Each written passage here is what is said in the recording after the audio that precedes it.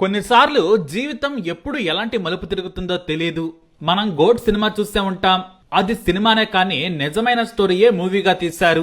ఎక్కడో ఎడారి దేశంలో యజమానికి బానిసగా మారి జంతువులా జీవించిన ఓ వ్యక్తి గోస కథే గోడ్.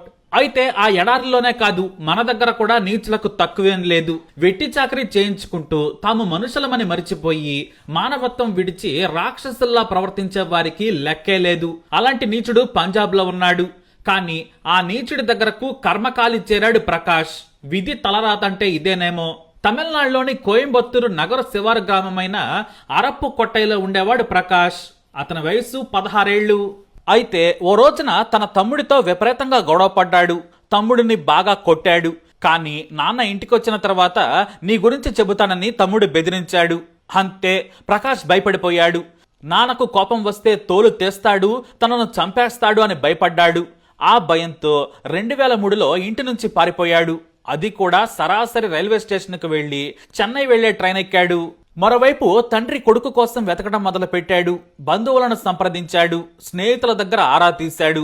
పోలీసులకు ఫిర్యాదు చేసినా కూడా ఆచూకీనే లభించలేదు. కానీ హఠాత్తుగా 2 నెలల తర్వాత చెన్నై నుంచి ఇంటికి ఫోన్ చేశాడు ప్రకాష్. నేను చెన్నైలో ఉన్నాను, ఓ హోటల్లో పనిచేస్తున్నాను, క్షేమంగానే ఉన్నానని చెప్పాడు. ఇంటికి వస్తానని కూడా చెప్పాడు. కానీ రాలేదు. సరే, నువ్వెక్కడుంటావని అడిగితే అడ్రస్ కూడా చెప్పలేదు. అయితే కొన్ని డబ్బులు సంపాదించిన తర్వాత కొత్త ప్రాంతాలు తిరగాలనుకున్నాడో మరేంటో తెలియదు. ట్రైన్ ఎక్కి పంజాబ్ చేరుకున్నాడు. అమృత్సర్లో దిగిన ప్రకాష్ భారత్ పాకిస్తాన్ సరిహద్దు దగ్గర తిరగడం మొదలు పెట్టాడు. జస్రూర్ అనే గ్రామాన్ని చూస్తూ ఉన్నాడు. అయితే అక్కడే ప్రకాష్ ను ఓ వ్యక్తి గమనించాడు. ఏంటి అని పంజాబ్ లో అడిగినా, హిందీలో అడిగినా కూడా సమాధానం చెప్పలేకపోయాడు. అయితే కొన్ని వచ్చి రాని ఇంగ్లీష్ మొక్కల్లో సమాధానమిచ్చాడు. సరే, అన్నం తింటావా అంటూ అడిగాడు ఆ వ్యక్తి. అటు నుంచి అటు ప్రకాష్ ఇంటికి తీసుకెళ్లాడు. అతనికి ఓ పెద్ద డైరీ ఫామ్ ఉంది. 40 ఎకరాల భూస్వామి, పెద్ద ధనవంతుడు. తన ఫామ్ హౌస్ లో పనిచేయమని భోజనం పెట్టి పనిచేయమని పురమాయించాడు. అంతేకాదు, ఇతర పని వాళ్లను కూడా ఆ కుర్రాడితో పని చేయించుకోండి, మీతో పాటు భోజనం పెట్టండి అన్నాడు. మొదట కొద్ది రోజులు సరదాగానే చేసి వెళ్లిపోవాలనుకున్నాడు ప్రకాష్. అయితే కొద్ది రోజుల తర్వాత తన అమాయకత్వంతో నేను ఈ పని చెయ్యలేను, వెళ్లిపోతానని చెప్పాడు. అంతే, అది తెలిసిన నీచుడైన యజమాని ఫామ్ హౌస్ గేటుకు తాళం వేసి విపరీతంగా కొట్టాడు. పారిపోతే చంపేస్తానని సీసీ కెమెరాల నిఘాలో ఉంచాడు. ప్రకాష్ పారిపోతే మిమ్మల్ని చంపేస్తానంటూ ఇతర పనివాళ్లను కూడా బెదరగొట్టాడు ఆ యజమాని. అలా ప్రకాష్ ను బందీగా చేసుకున్నాడు. కేవలం భోజనం పెట్టేవాడు. రాత్రి సమయంలో అదే ఫామ్ హౌస్ లో ఒక ఇనుప మంచంపై పడుకోమని చెప్పి అతన్ని గొలుసులతో పారిపోకుండా గట్టిగా కట్టేశాడు. ఇక ప్రతిరోజు కొడుతూ బెదిరిస్తూ ఉండేవాడు. కాస్త అన్నం పెడుతూ ఉండేవారు. ఇక ప్రకాష్ ను ఉదయం 3 గంటలకే నిద్ర లేపేవారు. మిగతా పని వాళ్లంతా పాలు పితుకుతుంటే ప్రకాష్ మాత్రం పేడెత్తాలి. మొత్తం శుభ్రం చేసి నీళ్లతో కడగాలి. మళ్లీ గేదెలకు ఆవులకు నీళ్లు పెట్టాలి, గడ్డి వేయాలి. ఇలా రోజంతా పని చేయించుకునేవారు. కానీ అతనికి సరైన తిండి కూడా పెట్టేవారు కాదు. ఎంతో కొంత పాపమని అక్కడ పనిచేసే వాళ్లే పెట్టేవారు. కానీ వాళ్ళు మాత్రం యజమాని భయానికి బయట మాత్రం విషయం చెప్పేవారు కాదు. గ్రామంలో కూడా అతనికి భయపడి ఈ బానిసగా ఉన్న వ్యక్తి గురించి ఎవరూ మాట్లాడేవారు కాదు. అలా కాలం గడిచిపోయింది. ప్రకాష్ మాత్రం ఇక తనను ఎవరో రక్షించలేరనుకున్నాడు. పారిపోయే ప్రయత్నం కూడా చేయలేదు. నిజంగా ధైర్యం చేసి ఉంటే పారిపోవడానికి ఆస్కారం ఉంది. గోడ దుక్కితే చాలు, పొలాల మీదగా పరిగెత్తచ్చు, ఎక్కడో రక్షణ పొందొచ్చు. కానీ ఆ ధైర్యం చేయలేదు.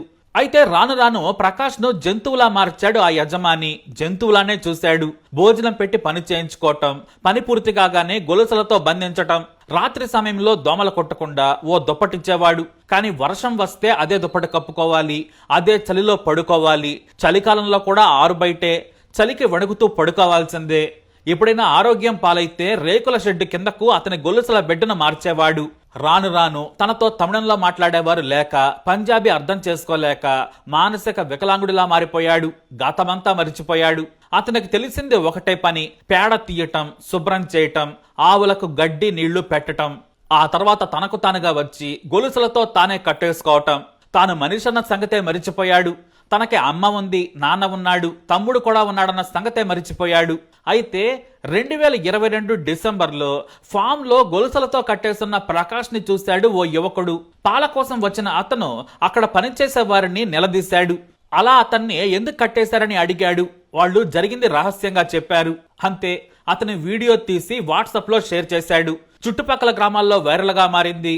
ఆ తర్వాత ఎక్స్ లో, ఇన్స్టాలోనూ ప్రకాష్ కష్టం గురించి తెలుసుకొని అంతా వాపోయారు. అప్పుడే అప్నా ఫర్జ్ సొసైటీ సభ్యులు ఈ వీడియో చూశారు. అక్కడకు చేరుకుని యజమాని నిలదీస్తే నీళ్లు నమిలాడు. అతని మీద పోలీసులకు ఫిర్యాదు చేశారు. దాదాపు 22 ఏళ్ల పాటు నరకంతో మానసిక స్థితి పూర్తిగా దెబ్బతింది. ఎందుకంటే పశువుల మధ్య పెరిగాడు. అప్నా ఫర్జ్ సొసైటీ సభ్యులు అతనికి విముక్తి కల్పించారు. స్థానిక ఆసుపత్రిలో చేర్పించి ఆరోగ్య పరీక్షలు నిర్వహించారు. మానసిక చికిత్స కూడా ఇప్పించారు. ఆ సమయంలోనే నీది ఏ ఊరు, మీ అమ్మా నాన్న ఎవరు అని అడిగారు. కొద్ది రోజులు ఏమీ మాట్లాడలేకపోయిన అతను తమిళనాడుని ఆ తర్వాత చెప్పాడు. మరికొద్ది రోజుల డాక్టర్ల ట్రీట్మెంట్ తర్వాత కోయంబత్తూరు దగ్గరలోని అరుపు కొట్టాయని చెప్పడంతో సొసైటీ సభ్యులు సంతోషించారు. సామాజిక కార్యకర్తలు మీడియా సాయం తీసుకుని ప్రకాష్ కుటుంబ సభ్యులను ప్రకాష్ తో కలిపేందుకు ప్రయత్నాలు చేశారు. చివరకు 2 నెలల తర్వాత తమిళనాడుకు వెళ్లిన సొసైటీ సభ్యులు అతని గ్రామంలో ప్రకాష్ ఫోటోలతో వెతికారు. స్థానిక పోలీసుల సాయం తీసుకోగా ప్రకాష్ ఇల్లు దొరికింది. కానీ పాపం ప్రకాష్ తండ్రి చనిపోయారు. తల్లి మాత్రం తన కొడుకు కోసం 22 ఏళ్లుగా నిరీక్షిస్తూనే ఉంది.